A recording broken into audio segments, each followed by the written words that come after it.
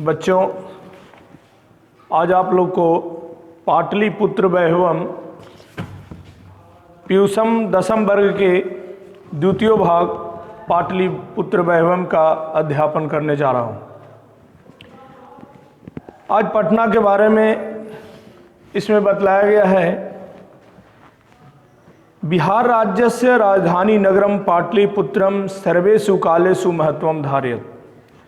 बिहार राज्य की राजधानी पाटलिपुत्र जो है प्राचीन काल से आज भी अपने महत्व को बरकरार रखे हुए है। अस्य इतिहास सार्ध सहस्त्र द्वय वर्ष परिमितम वर्तते। पाटलिपुत्र का जो इतिहास है वह 2500 वर्ष पुराना है। अत्र धार्मिक क्षेत्रे राजनीतिक क्षेत्रम उद्योग क्षेत्रम च विशेषण ध्यानाकर्षकम। पटना जो है राजनीतिक क्षेत्र में, उद्योग क्षेत्र में और धार्मिक क्षेत्र में भी अपना महत्व बनाए हुए है। वैदेशिका यात्रिणः मेगास्थनीज फाह्यान हुएन्सांग इत्सिंह प्रभृत्य पाटलिपुत्रस्य वर्णनम स्वस्व संस्मरण ग्रंथेषु चक्रो। यहाँ बहुत सारे विदेशी यात्री आए, जैसे मेगास्थनीज, फाह्यान, हुएन्सांग इत्सिंह, ये सभी पाटलिपुत्र का वर्णन अपने अपने संस्मरण में किए हैं। पाठेस्मिन् पाटलिपुत्र वैभवस्य सामान्य परिचयो वर्तते। इस पाठ में आपको पटना का संक्षिप्त परिचय दिया जा रहा है। आगे हम पढ़ते हैं। प्राचीनेषु भारतीयेषु नगरेष्वं पाटलिपुत्र अनुगंगं बसति विचित्र महानगरम बभूव। प्राचीन काल से भारतीय नगरों में पटना जो है गंगा के किनारे बसा हुआ एक विचित्र महानगर हुआ। तद विषये दामोदर गुप्तो नाम कवि कूटनीतमाख्य काव्यं कथयति। जिसके विषय में दामोदर गुप्त नामक कवि ने एक ग्रंथ लिखा था कूटनीतमाख्य, जिसमें वर्णन किए हैं कि अस्ति महितल तिलकम सरस्वती कुल गृहम महानगरम। यह पटना जो है यह सरस्वती का कुल का घर है और यह एक महान नगर है। नामना पाटलिपुत्र परिभूत पुरंदर स्थानम। यह पाटलिपुत्र नामक जो स्थान है यह राजाओं महाराजाओं का स्थान है। तो बच्चों, पाटलिपुत्र जो है यह पृथ्वी पर के तिलक के समान माना गया है। जिस प्रकार माथे पर तिलक शोभायमान होता है, उसी तरह पटना जो है इस पृथ्वी पर के तिलक के समान शोभायमान हो रहा है। और यह सरस्वती का घर है। सरस्वती का घर इसलिए कि विद्या अध्ययन करने वाले वहाँ रह करके विद्या अध्ययन करते हैं। बहुत सारे कोचिंग संस्थान विद्या के केंद्र हैं, तो इसलिए सरस्वती कुल का घर भी कहा गया है। और यहाँ राजाओं महाराजाओं का, चंद्रगुप्त मौर्य, धनानंद जैसे महान शासक भी हुए, अशोक, ये सब महान शासक हुए। इतिहासे श्रूयते यत गंगा या तीरे बुद्ध काले पाटली ग्राम स्थिता आसीत। इतिहास में सुना जाता है बुद्ध काल में, जब भगवान बुद्ध के समय था, तो उस समय यह पटना जो है पाटली ग्राम के नाम से जाना जाता था। यत्र च भगवान बुद्ध बहुकृतव समागता। जहाँ भगवान बुद्ध बहुत बार आए थे। तेन कथितम आसीत यत ग्रामोयं महानगरम भविष्यति किंतु कलहस्य अग्निदाहस्य जलपूरस्य च भयात सर्वदा क्रांतं भविष्यति। भगवान बुद्ध पाटलिपुत्र में बहुत बार आए थे, परंतु उन्होंने एक भविष्यवाणी भी की थी, यह कि यह पटना जो है गांव एक महानगर हो जाएगा, परंतु यहाँ आए दिन बाढ़, कलह और अगजनी से त्रस्त रहेगा। तो बच्चों, आज ये सभी आपदाएं, मानव जनित आपदाएं और प्राकृतिक आपदाएं भी वहाँ देखा जाता है कि बाढ़ के दिनों में घरों में पानी घुस जाता है और आए दिन झगड़ा झंझट होता रहता है। कालांतरे पाटली ग्राम एवं पाटलिपुत्रम कथित। कुछ समय बीतने के बाद यही पाटली ग्राम जो है पाटलिपुत्र के नाम से जाना जाने लगा। चंद्रगुप्त मौर्य से काले अस्य नगरस्य शोभा रक्षा व्यवस्था च अति उत्कृष्ट आसीत् इति यूनान राजदूतः मेगास्थनी स्वसंस्मरणेषु निरूपयति। चंद्रगुप्त मौर्य के शासन काल में पटना नगर की रक्षा व्यवस्था उच्च कोटि की थी, जिसका वर्णन यूनान के राजदूत मेगास्थनीज ने अपने संस्मरण में किया है। अस्य नगरस्य वैभवं प्रियदर्शिनः अशोकस्य समय सुतरा समृद्धम्। फिर इस नगर का निरंतर विकास प्रियदर्शी अशोक के समय में भी हुआ। बहुकालं पाटलिपुत्र प्राचीन सरस्वती परंपरा प्रावर्तत इति राजशेखर स्वकाव्य मीमांसा नाम के कवि शिक्षा प्रमुखे साधन ग्रंथे साधनम स्मरति। बहुत समय बाद पाटलिपुत्र में प्राचीन काल में एक परंपरा होती थी, सरस्वती परंपरा, चंद्रगुप्त मौर्य के शासन काल में, जो आज यह परंपरा जो है लुप्त प्राय है, जिसका वर्णन राजशेखर कवि ने एक काव्य मीमांसा नामक ग्रंथ में किया था।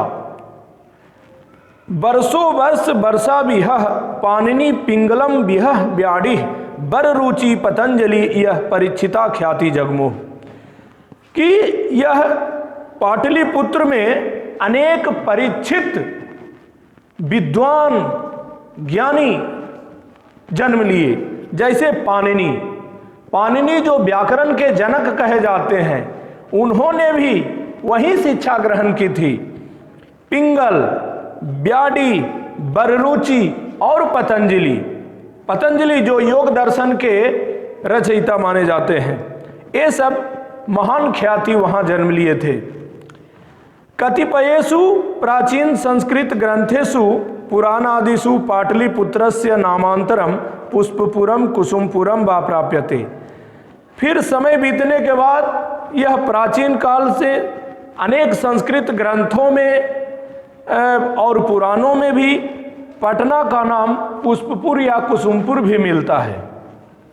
अनेन ज्ञायते यत नगरस्य समीपे पुष्पानां बहुलम उत्पादनम भवेति स्म। इससे जाना जाता है कि इस नगर के आसपास फूलों की अधिक खेती होती होगी। पाटलिपुत्रम इति शब्दो अपि पाटल पुष्पानाम पुत्तलीकारम आश्रित प्रचलित। पाटलिपुत्र जो शब्द बना है वह पाटल शब्द से बना है और जिसका अर्थ होता है गुलाब। पाटल का अर्थ गुलाब होता है। शरत काले नगरेस्मिन् कौमुदी महोत्सव इति महान समारोह गुप्त वंश शासन काले अति प्रचलित। शरत काल में यानी शरद ऋतु में पटना नगर में खास करके गुप्त वंश शासन काल में, चंद्रगुप्त मौर्य के शासन काल में कौमुदी महोत्सव बहुत प्रचलित था। उनके ज़माने में यह कौमुदी महोत्सव जो था एक महान उत्सव मनाया जाता था, जो यह उत्सव आज नहीं मनाया जाता है। तत्र सर्वे जना आनंद मग्ना भुवन। उस समय सभी लोग आनंद का अनुभव करते थे। संप्रति दुर्गा पूजा अवसरे तादृशा एवं समारोह दृश्यते। वही समारोह, वही प्रसन्नता, वही खुशी आज दुर्गा पूजा के अवसर पर देखा जाता है। काल चक्रवशात यद्यपि मध्यकाले पाटलिपुत्रम वर्ष सहस्त्र परिमितम जीर्णता भूत।